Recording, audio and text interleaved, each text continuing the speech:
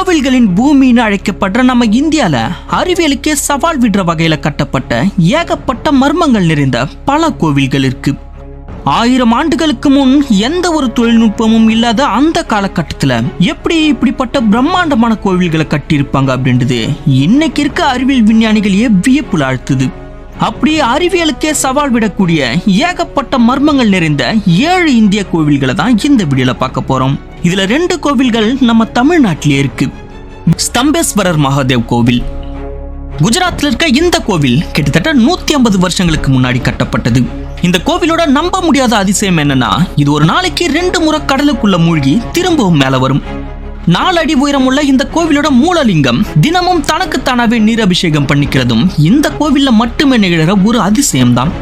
And ஒரு நாளைக்கு 2 முறை மட்டும்தான் இந்த கோவிலோட சிவலிங்கத்தை மக்களால பார்க்க முடியும். மற்ற நேரங்கள்ல இந்த கோவில் கடலுக்குள்ளதான் இருக்கும். இதனாலேயே இந்திய மக்கள் மட்டும் இல்லாம நிறைய வெளிநாட்டு மக்களும் வந்து பார்வையிடுற ஒரு புகழ்பெற்ற கோவிலா இது இருக்கு. லேபாக்ஷி வீரபத்ரர் கோவில். இந்த கோவில் ஆந்திரால இருக்க லேபாக்ஷி அப்படின்ற இடத்துல அமைஞ்சிருக்கு. கிட்டத்தட்ட 500 வருஷங்களுக்கு முன்னாடி கட்டப்பட்ட இந்த கோவில்ல சரியா 70 தூண்கள் இருக்கு. ஆனா அதுல இந்த ஒரு தூண் மட்டும் தரைய தொடாம மண்டபத்தோட மேற்பகுதியோட ஒட்டிக்கிட்டு இருக்கு. 1910ல ஒரு பிரிட்டிஷ் இன்ஜினியர் இது ஏதாவது கன்ஸ்ட்ரக்ஷன் மிஸ்டேக்கா இருக்கும்னு நினைச்சு இந்த பில்லரை தரையோட சேர்க்க முயற்சி பண்ணிருக்காரு. ஆனா அவர் கொஞ்சம் கூட எதிர்பார்க்காத ஒரு விஷயம் அங்க நடந்திருக்கு. அது என்னன்னா, அவர் இந்த பில்லரை தரையோட சேர்க்க முயற்சி பண்ணும்போது ஒட்டுமொத்த ஸ்ட்ரக்சருமே ஆட்டம் கண்டிருக்கு. பின் இந்த தூண்ல ஏதோ பெரிய மர்மம் இருக்குன்னு அவர் அந்த முயற்சியை கைவிட்டு இருக்காரு. 70 தூண்களோட கட்டப்பட்டிருக்க இந்த கோவில்ல சம்பந்தமே இல்லாத இந்த ஒரு தூண் மட்டும் ஏன் தொங்குற அமைப்பில கட்டப்படணும்? 69 தூண்கள் தரையோடு இணைஞ்சு ஸ்ட்ராங்கா இருந்தும் இந்த ஒரு தூண் அசைக்கும் போது ஏன் ஒட்டுமொத்த கட்டிடமும் அதிரணும் அப்படின்றது இன்னைக்கு வரைக்கும் ஒரு மர்மமா தான் இருக்கு. தில்லை நடராஜர் கோவில். சிதம்பரத்தில் அமைஞ்சிருக்க இந்த தில்லை நடராஜர் கோவில் அறிவியலையும் மனித வாழ்வியல் ரகசியத்தையும் பிரதிபலிக்கிற ஒரு சிறப்பம்சம் நிறைந்த கோவிலா இருக்கு.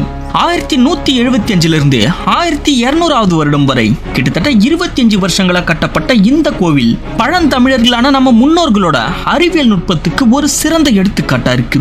இந்த கோவிலோட ஒரு மிகப்பெரிய சிறப்பம்சம் என்னன்னா, இந்த கோவில் சரியா பூமியின் காந்தப்புலத்தோட மையத்துல கட்டப்பட்டிருக்கு. எக்ஸாக்டா பூமியின் காந்தப்புலத்தோட மையம் தில்லை நடராஜர் சிலையோட கால் பாதத்துல அமைஞ்சிருக்க மாதிரி கட்டியிருக்காங்க. இத நம்ம சொல்லல, உலக அறிவியல் வல்லுநர்கள் பலரும் ஆராய்ச்சி பண்ணி சொல்லியிருக்காங்க. கிட்டத்தட்ட 800 வருஷங்களுக்கு முன்னாடி இந்த கோவிலை கட்டின நம்ம தமிழர்களுக்கு பூமியின் காந்தப்புலத்தோட மையத்தை பத்தி எப்படி தெரிஞ்சிருக்கும்? எக்ஸாக்டா இந்த இடத்துல நடராஜர் சிலையை எப்படி அவங்க நிறுவியிருப்பாங்க அப்படின்ற இதோட காரண காரியங்கள் இன்னைக்கு வரைக்குமே விடை தெரியாம தான் உலாவிக்கிட்டு இருக்கு. அது மட்டும் இல்லாம இந்த கோவில்ல மொத்தம் 9 நுழைவாயில்கள் இருக்கு. இந்த 9 நுழைவாயில்கள் மனித உடம்புல இருக்க 9 துவாரங்களையும், கோவில் கோபுரத்துல பதிக்கப்பட்டிருக்க 21,600 தங்க தகடுகளும் ஒரு மனிதன் ஒரு நாளைக்கு சராசரியா மூச்சு விடுற எண்ணிக்கையும் குறிக்குது. மொத்தத்துல சிதம்பரம் நடராஜர் கோவில் பழந்தமிழர்களோட அறிவியலையும் வாழ்வியல் புரிதலையும் அற்புதமா எடுத்து காட்டுது. கொனார்க் சூரிய கோவில்.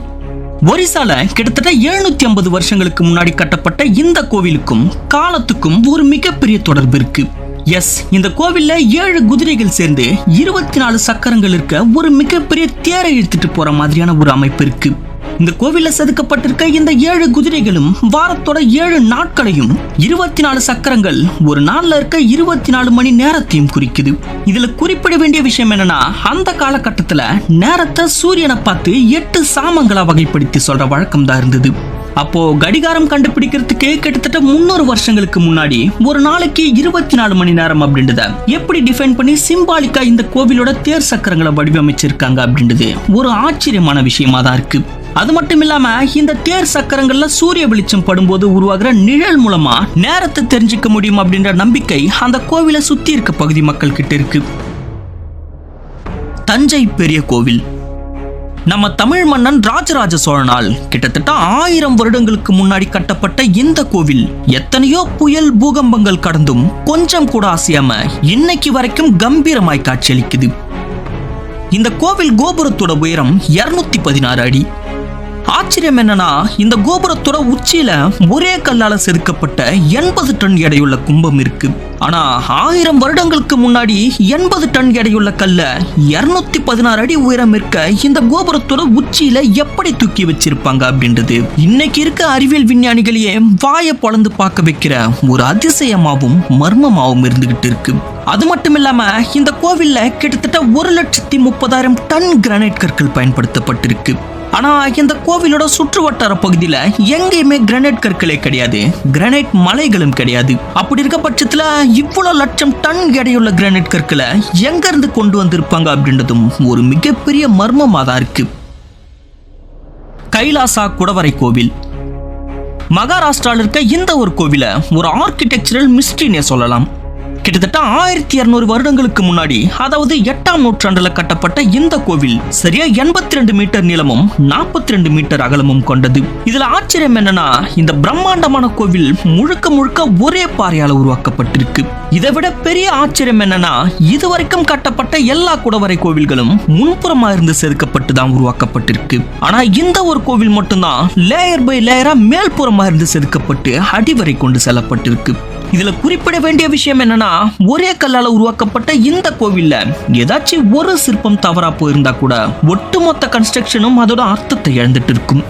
அது மட்டும் இல்லாம கிட்டத்தட்ட 4 லட்சம் டன் கற்கள் குடையப்பட்டு தனியா எடுக்கப்பட்டு தான் இந்த ஒரு கோவில் உருவாக்கப்பட்டிருக்கு. வெறும் கடப்பாறையையும் உளியையும் வச்சு மட்டுமே இப்படி ஒரு பிரமிப்பான கோவில அந்த காலத்துல எப்படி கட்டி முடிச்சிருப்பாங்க அப்படின்றது இதை கேள்விப்பட்ட நமக்கே ஒரு பிரமிப்பான விஷயமா தான் இருக்கு. பத்மநாப சுவாமி கோவில் கேரள மாநிலம் திருவனந்தபுரத்தில் இருக்க இந்த கோவில் கிட்டத்தட்ட 1500 வருடங்களுக்கு முன்னாடி கட்டப்பட்டதுன்னு சொல்லப்படுது. இந்த கோவிலுக்கு கீழே ரகசியமா 6 பாதாள அறைகள் இருக்கு. இந்த அறைகளை பல 100 வருடங்களா யாரையுமே திறக்க விடாம ரகசியமா தான் வச்சிருந்தாங்க. ஆனா 2011 இந்த கோவில் கணக்கெடுப்புக்காக சுப்ரீம் கோர்ட் அந்த பாதாள அறைகளை திறக்க ஆணையிட்டது. அதன்படி 5 அறைகளை திறந்து பார்த்ததுல அதுக்குள்ள பல லட்சம் கோடி மதிப்பிலான தங்கமும் வைர நகைகளும் நிறைஞ்சிருந்தது. இந்த நகைகளோட மதிப்பு $1 trillion மேல, அதாவது இந்திய பொருளாதாரத்தையே 50% உயர்த்துற அளவுக்கு இருந்தது. அந்த வருஷத்துல இருந்து இந்த பத்மநாப சுவாமி கோவில் தான் உலகத்திலேயே மிகப்பெரிய பணக்கார கோவில் அறிவிக்கப்பட்டது. இதெல்லாம் ஒரு பக்கம் இருக்க, கோவில்ல ஆய்வுக்கு சென்றவங்களால அங்கிருந்த 6 கதவுகள்ல 5 கதவுகளை மட்டும் தான் திறக்க முடிஞ்சது. வால்ட் பி அப்படின்ற இந்த பாம்புகள் செதுக்கப்பட்ட நாகபந்த கதவை மட்டும் திறக்கவே முடியல. இந்த கதவுக்கு பூட்டு சாவின்னு எதுவுமே கிடையாது. அதுக்கு பதிலா கருட மந்திரம்னு சொல்லப்படுற ஒரு வகை மந்திரத்தை சொன்னா மட்டும்தான் இது திறக்கும்னு சொல்றாங்க. ஆனா அந்த மந்திரம் தெரிஞ்ச யாருமே இப்ப உயிரோடு இல்லையாம். அது மட்டும் இல்லாம இந்த கதவு திறக்கப்பட்டா அந்த நாள் தான் உலகத்தோட கடைசி நாளா இருக்கும்னும் அந்த கோவிலை சுற்றி இருக்க பகுதி மக்கள் சொல்றாங்க. இன்னும் சில பேர் அந்த அறையில தான் அதிகப்படியான பொக்கிஷங்கள் மறைக்கப்பட்டிருக்குன்னு சொல்றாங்க. அப்படி இந்த அறைக்குள்ள உண்மையிலேயே என்னதான் இருக்கு?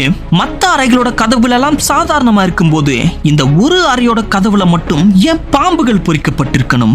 அப்படி இந்த அறைக்குள்ள தங்க நகைகள் தான் இருக்கா, இல்ல வேற ஏதாவது மிகப்பெரிய அமானுஷ்யம் ஒளிஞ்சிருக்கா அப்படின்ற சந்தேகம் உங்களுக்கும் இருந்தா கமெண்ட்ல சொல்லுங்க.